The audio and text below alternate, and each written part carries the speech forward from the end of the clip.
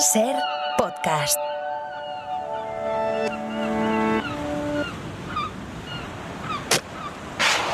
En ese momento, ti o que queres é limpiar todo, e iso non che queda pousado na playa, donde ti traballas, que é o teu medio de vida.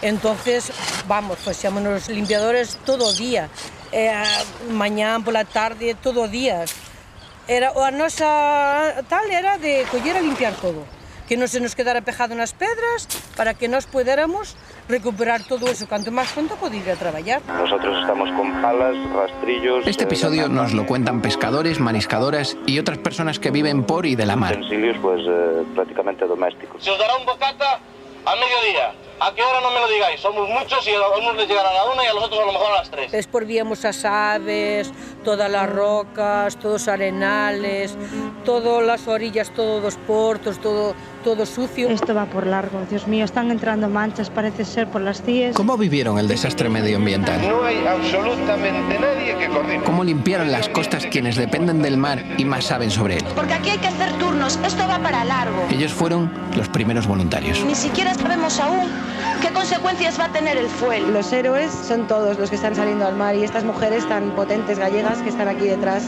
apoyándoles en todo momento. Noso mar é a nosa vida, é o noso traballo. Episodio 2. La marea negra. Los datos que nos dan en este momento es que la estructura se encuentra deformada, que hay planchas dobladas hacia adentro. Nosotros nos vamos al puto carajo, todos hablando mal y claro, y ellos que los manden para casa, que cojan a todos los funcionarios de la Consellería de Pesca, a todos los directores, que cojan a todos ellos y que los manden para casa. Se piensa que el fuel está aún enfriándose, salen unos pequeños hilitos. Hay 4 en concreto, los que se han visto, 4 regueros, me dicen, regueros solidificados con aspecto de plastilina en estiramiento vertical. A ver de qué cuento van a vivir, hombre. Que en este momento nos metes un fusil a cada uno y hacemos la guerra civil, te lo juro por Dios. Deben salir de algunas de las grietas unos hilos, lógicamente pues estamos todavía estudiando, están los técnicos estudiando realmente qué es lo que significa esto. Nos han engañado y hoy escuchamos por la radio al señor ministro Rajoy que hay que tener unos cojones como el carajo de Santiago, decir que la Mancha, que no había entrado en la ría de Vigo, y 200 barcos en la bocana de la ría de Vigo, en la bocana y en la parte de dentro sí, sacando fuel con los dientes, me cago en Dios, con los putos dientes. Pero de verdad que en este país no hay un par de huevos para que dimita toda esa gente, ese atajo de incompetentes que dimitan todos. Uno de los mayores desastres medioambientales se estaba produciendo en nuestro país y el gobierno lo comparaba con plastilina. Esos hilillos acabaron siendo 63.000 toneladas de fuel vertidas, kilómetros de costa anegados y miles de animales cubiertos de chapapote. Aunque la descripción es gráfica y bastante cercana, supuso uno de los momentos más bajos de la gestión política de la crisis. Son unos pequeños hilillos. Eso es mentira. Pequeños hilillos es un hilo que estoy cosiendo un botón de una camisa. Vente a Muxía, a la playa do Coído, y ves lo que hay, señor Rajoy. No salga usted en la televisión, venga, pise, mire, y después opine. Pero opinar sin ver, puedes dar una información pequeña, pero no te puedo decir... Me tocó la Bonolotus y aún no fue el sorteo. A ver, había varios, ou era porque en algún momento se achejaba, a veces que viña así polo mar, pola agua, e viña toda unha lámina, como se fora unha plastilina derretida, non? Hai unha silicón, non... Entonces xa collíamos e tal. Despois chegaban pegotes que eran como gomas, xa máis duro. Pues lo recuerdo perfectamente. Era una masa muy viscosa, difícil de manejar, difícil de desprenderse de ella, de los guantes, con un olor muy desagradable, muy penetrante. Suerte que estábamos en espacios abiertos cuando la respirábamos y lo que recuerdo sobre todo es que al principio no teníamos espátulas y lo que había que hacer era pues rascar con las manos, tratar de levantarla con toda la fuerza que pudieras porque también era pesada, era muy densa y no sé, se parecía una mousse como muy asquerosa. A Toñico, el mariscador, ya le conocemos. Ellas acaban de entrar en escena. Son algunos de los protagonistas de este episodio, por eso volveremos a escucharlos un poco más tarde. Para entonces, los españoles escuchaban cada día una palabra que semanas antes no conocían y con la que los gallegos ya estábamos familiarizados: chapapote. Recuerdo que cuando me bañaba en la playa de Riazor era un fastidio pisar chapapote, porque luego era muy difícil quitártelo del pie. Pero el chapapote del Prestige era mucho más tóxico. Aquel, el de la playa, el que yo pisaba, venía de los entinazos, los vertidos que realizan comúnmente los barcos en alta mar. Pero el chapapote del petrolero, ese no era el que estábamos acostumbrados. Sí sabemos hoy que el fuel del Prestige llevaba muchas sustancias, sobre todo hidrocarburos aromáticos, que son muy tóxicos para la salud, azufre, muchísimas sustancias tóxicas que en principio fueron negadas, incluso, es decir, se tuvo que demostrar posteriormente. Greenpeace lo hizo, de hecho, analizó el fuel de Prestige para ver qué sustancias tóxicas llegaban. Las peores eran los hidrocarburos aromáticos por el prejuicio que suponían para la fauna, para las cadenas tróficas, y también todas las sustancias volátiles que llegaba, que se chupaba la gente cuando limpiaba, porque muchas veces se limpiaba sin protección, porque no había nada en principio para recoger aquello, ¿no? Quien habla es Manuel Santos. Estuvimos con él en la playa viguesa de Samil. Es biólogo y coordinador de Greenpeace en Galicia. Bueno, yo creo que es una estupidez política como muchas que se dijeron en aquel momento, porque hilillos no eran, en su caso eran ríos. Es cierto que el fuel del Prestige era extremadamente denso y se cogía con las manos, no era lo que imaginamos, pues una gasolina, no era una gasolina, ¿vale? Era una pasta densa, más densa incluso que la plastilina. Consuelo Bautista, jefa de informativos en Cadena Ser Coruña. Pues yo recuerdo precisamente esa textura. Recuerdo el olor y recuerdo de acordarme de Rajoy. Los hilitos como de plastilina, que en realidad a él le debieron explicar técnicos. Algo así, como para que se solidifican y suben a la superficie, ¿sabes? Aquello como que era muy sencillo, pero claro, como eran decenas y decenas de miles de toneladas, no era tan fácil. Si hubiera sido un poquito de chapapote, hubiera sido verdaderamente quizás sencillo de gestionar, precisamente porque subía a la superficie. Pero como era tanto y era tan denso, se convertía en un problema porque además tenía adherencia. Era algo que se podía tocar. Sí que era, ¿verdad? Eran hilitos de plastilina, pero no eran hilitos. Eran toneladas de hilazos de plastilina. Los días del accidente del Prestige, el mar vivía una de esas jornadas de tormenta típica de la zona en noviembre. Mar de fondo, mucho viento, fuertes corrientes de agua y gran oleaje. Manuel Ruiz, físico del Instituto Español de Oceanografía de A Coruña. Nosotros siempre hablamos de esta zona como el Atlántico, entonces eso tiene unas características meteorológicas, que tenemos dos estaciones claras, una más en otoño e invierno, donde llueve más, pero también los vientos son más predominantemente del sur, y luego tenemos otra estación a partir de primavera y en verano, en la que los vientos son más del norte. Imaginemos aquellos días: tormenta, mar picada y fuertes rachas de viento. También es muy característico que es una zona expuesta al oleaje, y además este oleaje, todas las borrascas que pasan pues por Islandia, por Irlanda, originan olas que tienen mucha distancia de propagación y aquí pueden llegar hasta picos de 10 metros. Y hay momentos en los que tienes muchísimo oleaje, que coincidió también este accidente.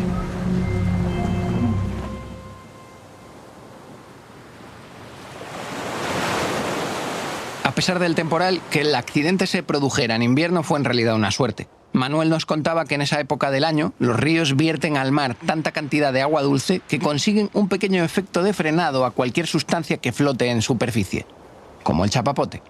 Además, como era invierno, aún no se había producido la floración de todo el plancton que alimenta al marisco de la zona. Imaginad qué hubiera pasado si el chapapote hubiera acabado con todo ese plancton. Ni una ración de mejillones. Ese día, pois, a ver, nós xa sabíamos que estaba aí o barco para arriba e para baixo. Pero más importante, Lola Gondar, mariscadora y vicepatrona de la Cofradía de Pescadores San Martiño de Ogrove, hubiera perdido su trabajo. Pero claro, dices, buah, ainda está arriba, pois tocarános ou non nos tocará. Estábamos mariscando, entonces A secretaria da cofradía veume buscar á playa e que tiña que ir con ela ao xuntamento. E o capitán marítimo de Vilagarcía pois nos veu dar a noticia que xa tiñamos que cerrar todo, que xa estaba na ría. Allí, en Ogrove, a cientos de kilómetros del llamado punto cero de Muxía, el chapapote también manchaba las costas. A ver, o primeiro foi xa nas islas. Cies, Sons, aí todo dentro. Entonces, os barcos de pesca, cando sacaron os aparellos, xa estaban todos cheos.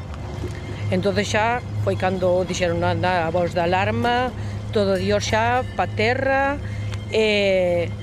Claro, o maior forza quedou aí detrás, que as islas a nós, ao final, fíxonos de unha barrera e non deixou entrar dentro da ría. Aquí dentro da ría, pois chegaron cousas pequenas, trociños pequenos, que íbamos limpando día a día, viñan todos os días, pero íbamos limpando. Non quedou en riba das pedras, nin quedou acumulado.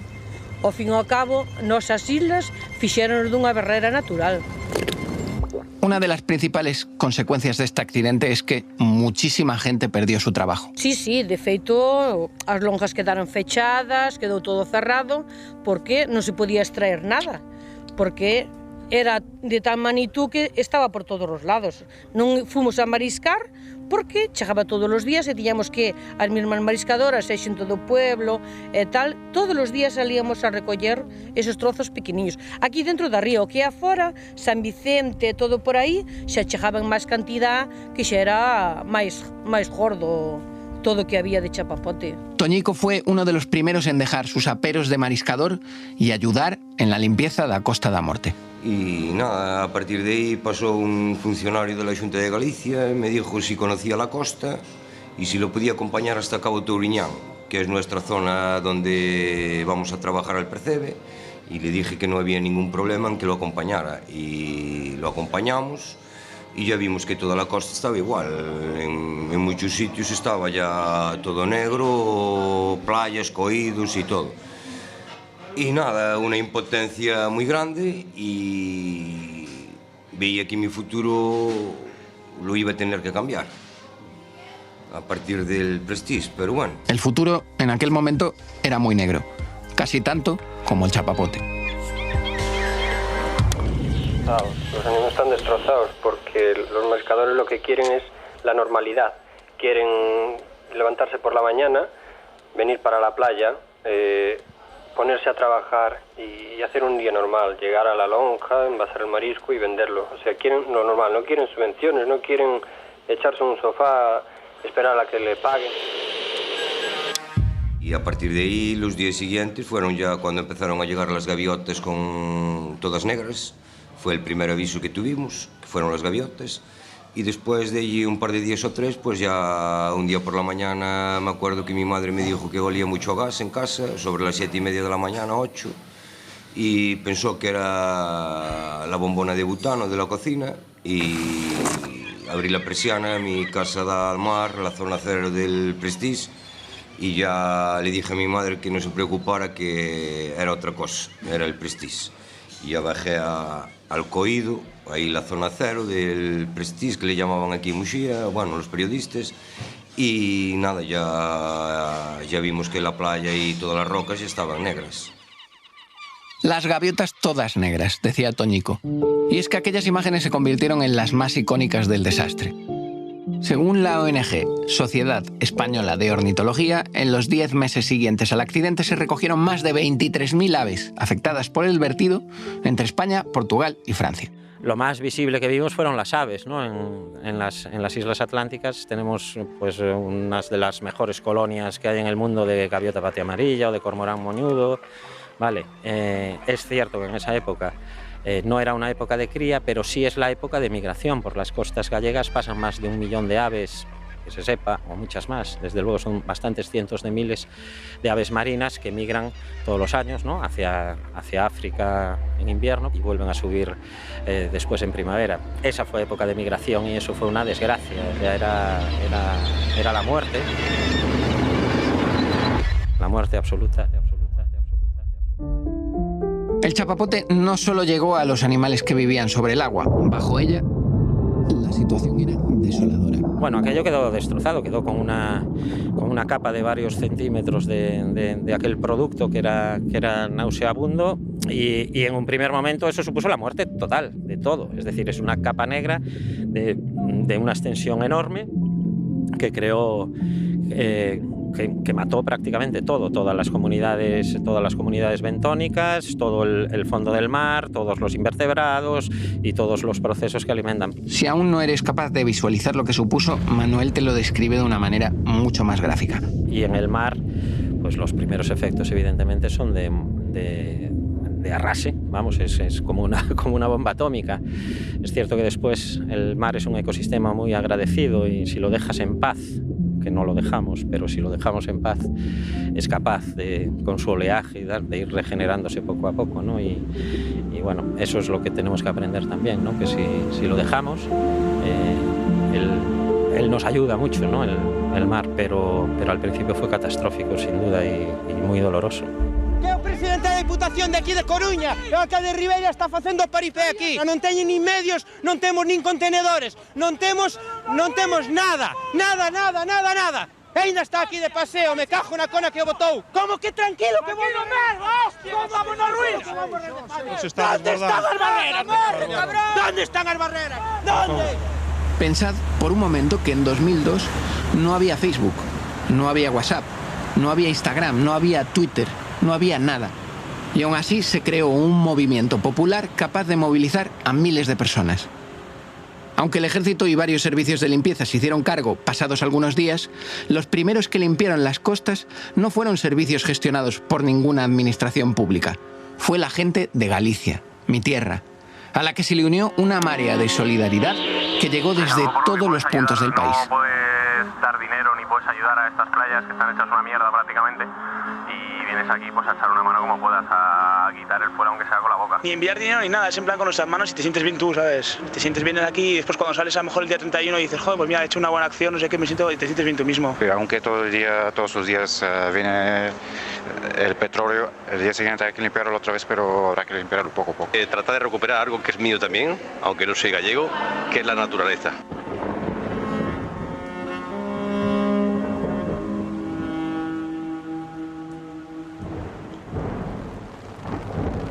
En un día lluvioso muy gallego, conocimos a Lola Rontano en Laxe, en el centro da Costa da Morte. Y yo estaba justamente, me encontraba en Murcia, estaba haciendo un curso y no tenía así mayores expectativas. Había terminado la carrera y estaba un poco pues, pendiente de unas oposiciones. Y entonces dije, ¿por qué no? ¿Por qué no me voy una semana y echo una mano a estas personas, ¿no? ¿Qué mejor momento que justamente esta tragedia? Y fue así como lo decidí, de un día para otro. Compré un billete de tren, no dije nada en casa y atravesé la península y me planté en Santiago de Compostela esperando que iba a encontrar, pues no sé, remesas de gente que fuera a la costa para ayudar, algún servicio organizado de autobuses. Pues no encontré nada. Esa fue mi llegada más o menos a la zona de la tragedia. Y a continuación pues me tomé un autobús que me llevó pues, desde Noia hasta Muxía, con lo cual pues, pude ver bastante costa de una zona a otra. Y una vez en Muxía pues, me encontré también con la gente de Protección Civil, muy sorprendida ante la llegada pues, de una turista, al fin y al cabo, una viajera que venía del otro extremo de la península con una mochila. Yo tenía 25 años en esa época y fueron súper amables conmigo. Lo recuerdo con especial cariño y sobre todo me acuerdo que éramos gente súper motivada. Nuestra compañera Susana Sánchez Riu fue una de tantas voluntarias. Ella llegó desde Barcelona y recuerda cómo era la organización de las miles de personas que fueron a ayudar. Yo salía desde Barcelona con 3 amigos y solamente el viaje que íbamos parando y recogiendo a gente hasta llegar al Ferrol, la verdad es que fue un viaje intenso pero con muy buen rollo. Y con muchas ganas de ayudar. Cuando llegamos allí ya notamos, ¿no?, lo que era el ambiente, ¿no?, el ambiente que se respiraba, no tan solo la gente del Ferrol, sino toda la cantidad de voluntarios, ¿no? Llegamos a un cuartel y, bueno, en el cuartel, me acuerdo la primera imagen que tengo, era una escalera y al final de la escalera había un militar. Y entonces cuando llegamos allí, estábamos todos en el hall, muchísima gente con las mochilas y entonces el militar dijo, a ver, los chicos a la derecha y las chicas a la izquierda. Y en ese momento nos quedamos todos sorprendidos porque no entendíamos nada. Obviamente no le hicimos caso, éramos muy respetuosos todos, pero ahí la verdad es que fue un momento divertido. Todos nos instalamos algunos en literas, otros como una especie de hamaca que nos pusieron ahí en las habitaciones. Efectivamente, el coído pues era un espectáculo desolador porque había las farolas estaban rotas, o sea, el fuel había llegado hasta lo alto de las farolas. Era muy raro ver eso, como si el fuel hubiera roto todo eso, ¿no? Alguna ola hubiera llegado y hubiera arramblado con todo. La plaza estaba bastante negra, las escaleras que bajaban al coído, que de alguna manera el coído es como mediáticamente se ha ofrecido como el punto cero, ¿no? La zona cero de la catástrofe. Y bueno, todo estaba cubierto de fuel, ¿no? Personas como Lola y Susana fueron lo mejor que le pudo pasar a este desastre. Y no lo digo yo. Ainda hoxe me emociono solo de pensalo. Esos días, pois vamos, era horrible. Porque cada día que tal, como non terminabas de limpar, que cada día chiviña máis, pois era chorar, disgustada e preocupación. Porque ao mesmo tempo era preocupación, porque salíamos pola mañán hasta as 2 da tarde ou tal, viñamos, ou comíamos na mesma playa, un bocadillo ou o que fora, que en ese tempo non facía vida na casa, todo era nas playas e na lonja para coller o material e irnos para limpiar. Entonces era unha tristeza, pero vamos, toda a familia estábamos todos, nas casas dos pueblos quedaban as criaturas pequenas, pero despois todas as familias e todos estábamos no mar. De Ogrove a Muxía, la solidaridad recorrió el litoral. Yo lo único que me queda de positivo, o creo que lo único que me queda de positivo fue la marea de voluntarios que hubo en la zona. Me acuerdo que el primer día aquí en Muxía gobernaba el PP en el ayuntamiento y en la cofradía estaba el patrón mayor Javier Sar de aquella. Me acuerdo el primer día cuando acabamos por la mañana que con nuestros guantes, con nuestras ropas y las guardamos allí en una esquina porque no teníamos otras. Entonces fuimos a hablar con Alberto Blanco y nos dijo que en ese momento que no había disponibilidad de nada para nosotros. Nosotros lo que le estábamos pidiendo era una ropa de aguas para nosotros, poder volver al día siguiente o por la tarde a limpiar, bolsas de basura y unos contenedores para poder depositar las bolsas de basura. Nos dijo que no había nada, que no se podía. Entonces fuimos a la cofradía, hablamos con nuestro patrón mayor y nos dijo que disponíamos de 1.000 euros para lo que nos hiciera falta. Mira, aquí cuando empezamos a tomar el tema en serio y cuando empezamos a decir que teníamos que hacer algo sí o sí, pues fue a los 15 días cuando empezaron a llegar la marea de voluntarios, que yo siempre digo que si nosotros le tenemos que hacer a alguien algo, fue a los voluntarios, que fueron unos auténticos campeones y en muchos de los casos nos arrastraron ellos a nosotros a hacer lo que venían a hacer ellos. Y a partir de ahí pues se montó una infraestructura aquí en el muelle, había unos contenedores para los barcos que llegaban con los chapapotes y para los camiones. Y entonces ese mismo día o al día siguiente por la tarde me acerqué al coído y allí fue donde me llevé la gran impresión, ¿no? Porque si bien las galletas ya olían, ¿no? Tenía un olor como muy penetrante, muy desagradable, un olor como que no se parecía a ningún olor desagradable que conociera de antes, pues en el coído pues aquello rezumaba, ¿no? Ese olor tan penetrante y tan desagradable, ¿no? del fuel, del chapapote. Entonces collían e enchían os capachos con tal todos los, pero era así, colleno coas mans, os primeiros coas mans. Bueno, yo estuve en mi pueblo, que es Corrubedo. Corrubedo es un pueblo de la costa de A Coruña, es uno de los cabos, el cabo norte de la ría de Arousa, por lo tanto ahí llegó el grueso de la marea negra, aunque estaba llegando desde el accidente fue el 13 de noviembre, si no recuerdo mal. Las primeras mareas negras llegan, como fue más al norte, llegan a Muxía. El barco estuvo parado enfrente a Corrubedo después un tiempo, cuando empezaron a peregrinar con él sin saber qué hacer. Y a mi pueblo llega la marea negra, lo gordo, ya venía llegando pues esas manchas, esas galletas y esas pequeñas porciones de fuel. pero llega el grueso de la marea negra el 2 de diciembre, es que lo recuerdo perfectamente, era el puente y cuando te levantas y sales y ves, es una costa que tiene playa roca, le llamamos Furnas a esa zona. Bueno, cuando vimos aquello, lo único que hicimos fue llorar y decir, esto no lo limpiamos en la vida. O sea, era un dolor terrible. A pesar de todo aquel esfuerzo, la sensación de no avanzar minaba el ánimo de aquellas personas enfundadas en monos blancos, que descubrían a cada paso que siempre quedaba algo por limpiar. Y lo que recuerdo también es que meses más tarde, cuando sobre todo lo que hacíamos era limpiar las piedras, que ya teníamos espátulas, ya teníamos máscara de carbono y demás, pues era una sensación como muy de... o sea, de que ¿qué vamos a hacer frente a la magnitud de todo esto, ¿no? Porque a lo mejor en 3 horas pues no habías limpiado más que 3 piedras y al final lo que habías hecho era repasarle esa especie de nocilla, ¿no?, que la impregnaba, pero la piedra quedaba negra. Es increíble que se mienta sobre la mentira.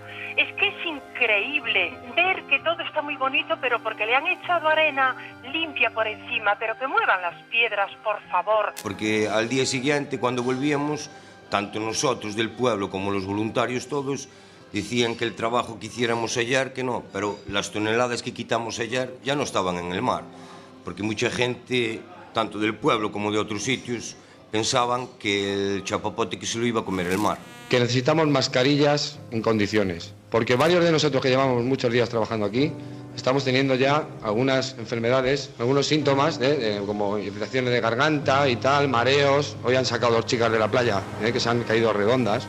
Y entonces solo pedimos eso, que nos cuiden un poquito, que somos voluntarios, no suicidas. Voluntarios, no suicidas.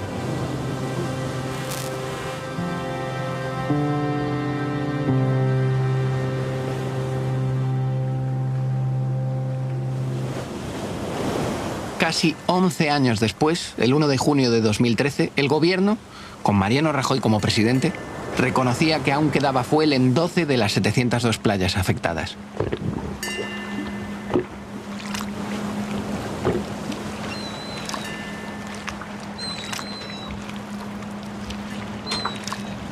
En aquellos días de 2002, los habitantes de pueblos como Muxía o Grove o Bueu se topaban en cada esquina con desconocidos que acabaron formando parte de su familia. Los marineros hay que limpiarlos y limpiar las embarcaciones, quitar plásticos. Es un lugar muy importante para nosotros y para la gente. Pues que llegamos aquí, teníamos el material que nos lo había proporcionado el ayuntamiento de aquí, que la verdad se ha portado muy bien con nosotros, nos han dado alojamiento. Recuerdo que nos dieron el traje, nos dieron unos guantes, nos dieron unas gafas, que todavía las guardo en casa de mi madre, unas gafas transparentes. Y bueno, la verdad es que nos imaginábamos, yo creo que todo es una imagen mucho más impactante, porque allí lo que vimos eran las galletas que se llamaban, ¿no? Supongo que antes de llegar nosotros ya se hizo un trabajo de recogida en la playa.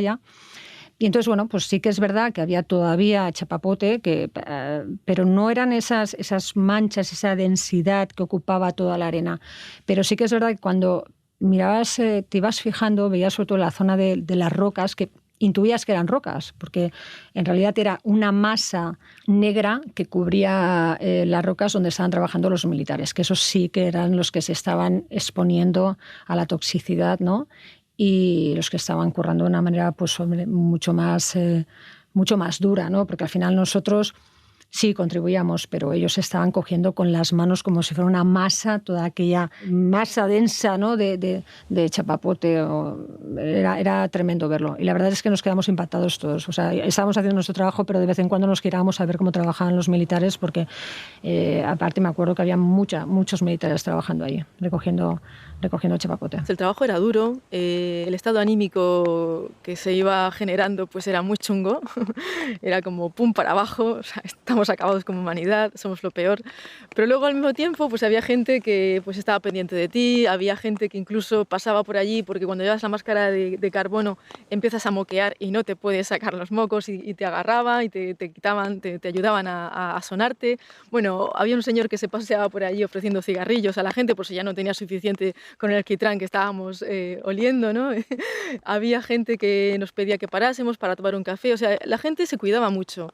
Y claro, como estábamos todos en mono y con máscaras y con gafas y nadie se conocía realmente, ¿no? Entre el antes y el después del trabajo en la playa, pues todo el mundo era muy cordial con todo el mundo. Incluso yo busqué ropa de algún amigo para algunos que querían estar por libre, que no querían estar en organizaciones ni nada, pues de conseguirle calcetines, alguna chaqueta y tal. Y yo creo que las gracias a los voluntarios, el pueblo de Muxía y la Costa da Morte, Galicia, estará en deuda siempre con todos los voluntarios que vinieron aquí a quitar una gota de chapapote. Las consecuencias de este accidente fueron muchas y no siempre negativas. ¿Verdad, Lola? En realidad me quedé una semana y luego regresé a Murcia para seguir con mi vida allí, pero hacia la Navidad, y viendo en lo que se había convertido la cantidad de gente que estaba viniendo y que pues el movimiento de los voluntarios no hacía más que crecer, ¿no? Pues dije, voy a volver, tengo ganas de pasar allí fin de año con la gente que había conocido aquí, compartir con ellos esos momentos, ayudarles, y volví.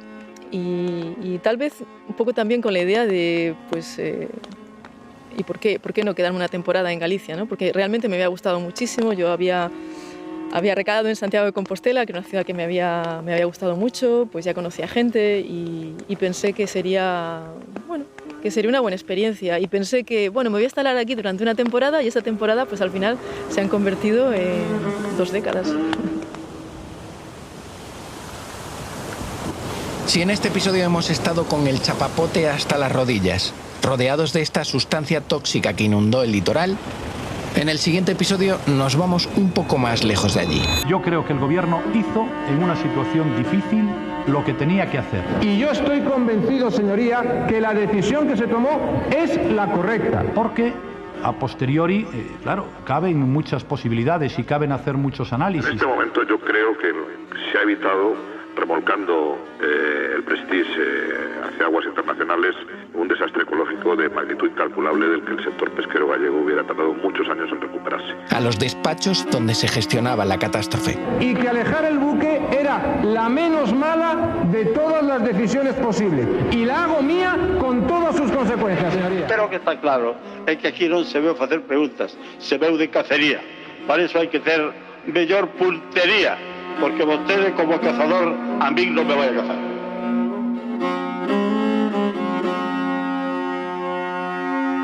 Chapapote. La mancha del Prestige.